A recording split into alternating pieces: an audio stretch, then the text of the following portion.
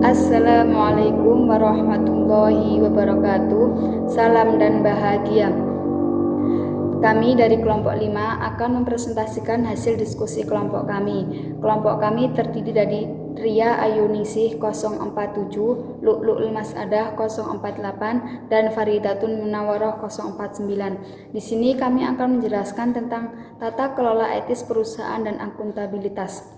Baiklah, di sini saya akan menjelaskan adanya tata kelola etis perusahaan dan akuntabilitas. Di sini tata kelola etis perusahaan atau good corporate governance memiliki beberapa pendapat dari para ahli. Yang pertama itu menurut Komite Cardboard bahwa good corporate governance adalah suatu prinsip yang mengarahkan dan mengendalikan suatu perusahaan, di mana perusahaan itu agar dapat mencapai suatu keseimbangannya antara kekuatan serta kewenangan pada perusahaan dalam memberikan pertanggungjawabannya kepada para shareholder khususnya dan para stakeholder pada umumnya.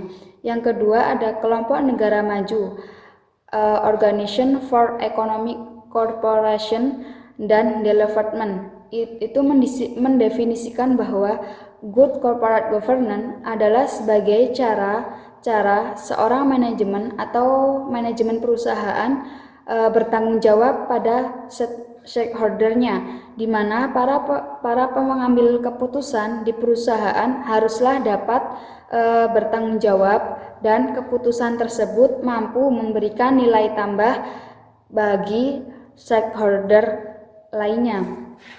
Yang selanjutnya, menurut Finance Comment on Corporate Governance Malaysia, di mana good corporate governance merupakan suatu proses serta struktur yang digunakan untuk mengarahkan sekaligus mengelola bisnis dan urusan perusahaan ke arah kepeningkatan pertumbuhan bisnis dan akuntabilitas pada perusahaan tersebut. Adapun tujuan akhir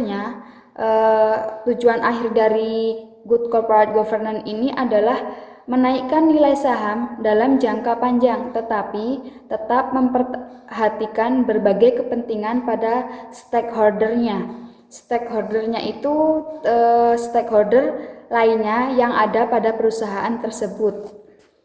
Kemudian di sini juga menjelaskan bahwa adanya para pembisnis, direktur, eksekutif, dan akuntan profesional berhadapan dengan semakin meningkatnya harapan-harapan dari pemegang saham dan pemangku kepentingan lain, di mana para pemangku dan pemegang saham itu memiliki kepentingan lain atas apa yang dilakukan oleh organisasi dan bagaimana cara mereka itu melakukannya. Sehingga pada saat yang sama atau pada saat masa ini, lingkungan di mana organisasi itu beroperasi menjadi semakin kompleks. Begitu pula dengan tantangan etika mereka, tata kelola dan mekanisme akuntabilitas organisasi ini di bawah tekanan besar dan peningkatannya sangat diinginkan. Untuk para pemegang saham dan para pemangku kepentingan lainnya menaruh harapan besar terhadap bisnis, direksi, eksekutif, dan akuntan profesional tentang apa yang mereka dikerjakan dan bagaimana sih cara mereka itu melakukannya, sehingga pada saat ini lingkungan tempat bisnis dapat beroperasi semakin kompleks sehingga dapat melakukan tindakan yang melanggar etika. Maka hal tersebut dapat menimbulkan sebuah resiko, di mana resiko itu sangat besar dan akan berpengaruh buruk bagi reputasi dan pencapaian tujuan perusahaan secara keseluruhan.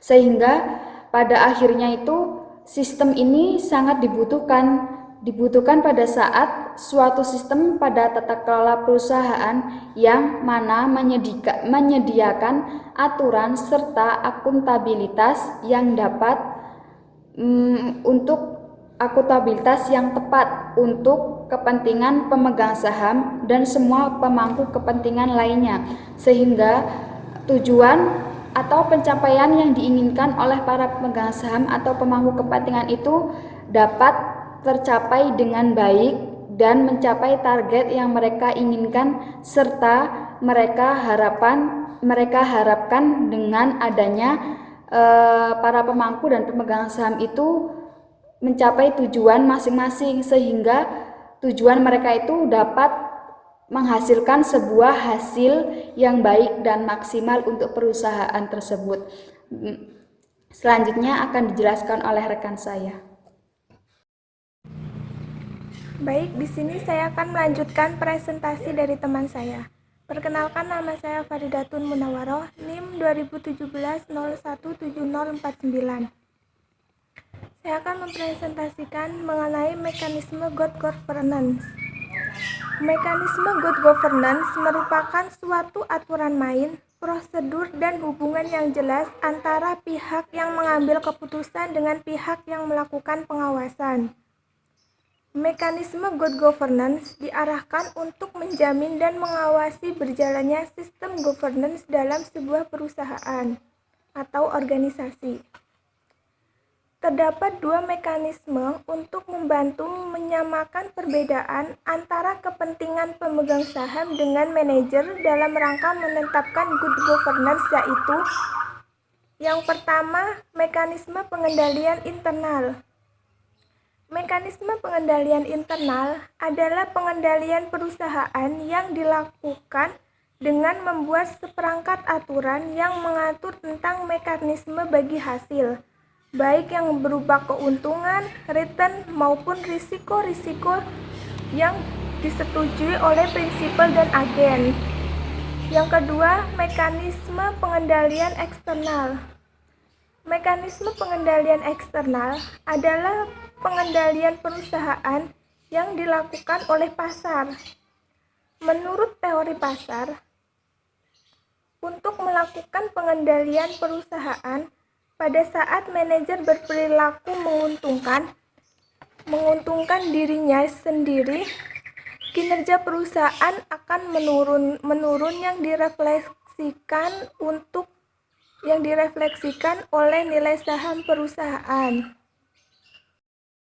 Selanjutnya, tata kelola dan kerangka kerja akuntabilitas modern bagi pemegang saham dan pemangku kepentingan lainnya. Yang pertama, ekspektasi baru kerangka kerja untuk mengembalikan kredibilitas. Pemangku kepentingan menemukan bahwa mereka bisa memiliki dampak yang signifikan terhadap pasar konsumen perusahaan, pasar modal, dan dukungan perusahaan yang ditawarkan oleh kelompok pemangku kepentingan lainnya, seperti karyawan dan pemberi pinjaman. Reputasi perusahaan bisa akan terpengaruh oleh pemangku kepentingan yang marah.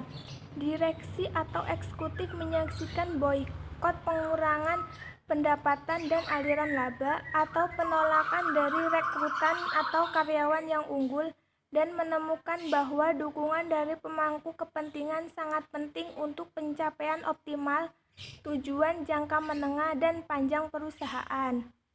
Beberapa direksi dan eksekutif menginginkan dukungan itu, dan dengan bantuan akademisi dan lainnya, sebuah tata kelola dan kerangka kerja akuntabilitas baru dikembangkan lengkap dengan alat-alat dan teknik-teknik yang baru. Yang kedua, ada akuntabilitas kepada pemegang saham atau pemangku kepentingan. Kapasitas pertumbuhan dari pemangku kepentingan yang bukan pemegang saham untuk mempengaruhi pencapaian tujuan perusahaan dan meningkatkan sensitivitas mereka merupakan daya tarik bagi perusahaan untuk mendorong dukungan pemangku kepentingan. Karena kepentingan pemangku kepentingan berpotensi menimbulkan konflik dengan beberapa kepentingan pemegang saham. Banyak negara telah secara resmi mengubah undang-undang yang mengatur pendirian perusahaan untuk memungkinkan direksi untuk memperhitungkan kepentingan pemangku kepentingan, bila mana direksi harus memeriksa trade-off pertukaran kepentingan antara pemegang saham dan pemangku kepentingan dan memilih salah satu yang lain atau memilih solusi kombinasi.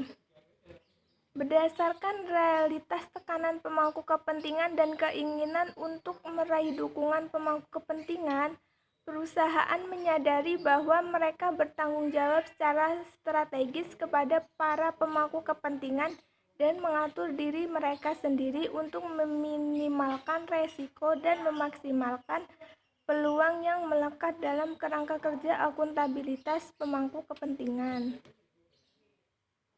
Masih dengan tata kelola dan kerangka kerja akuntabilitas modern bagi pemegang saham dan pemangku kepentingan. Selanjutnya ada tata kelola untuk akuntabilitas pemangku kepentingan yang luas. Itu terbagi menjadi dua. Yang pertama yaitu proses tata kelola berdasarkan pemangku kepentingan.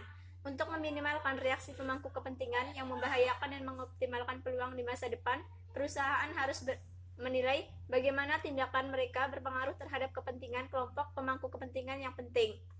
Dalam proses tata kelola berorientasi pada akuntabilitas pemangku kepentingan atau yang disebut dengan Stakeholder Accountability Oriented Governance Process atau yang disingkat dengan SAOG, Dewan Direksi harus mempertimbangkan semua kepentingan pemangku dan memastikan bahwa mereka dibangun dalam visi, misi, strategi, kebijakan, kode etik, praktik perusahaan sesuai mekanisme dan pengaturan umpan balik.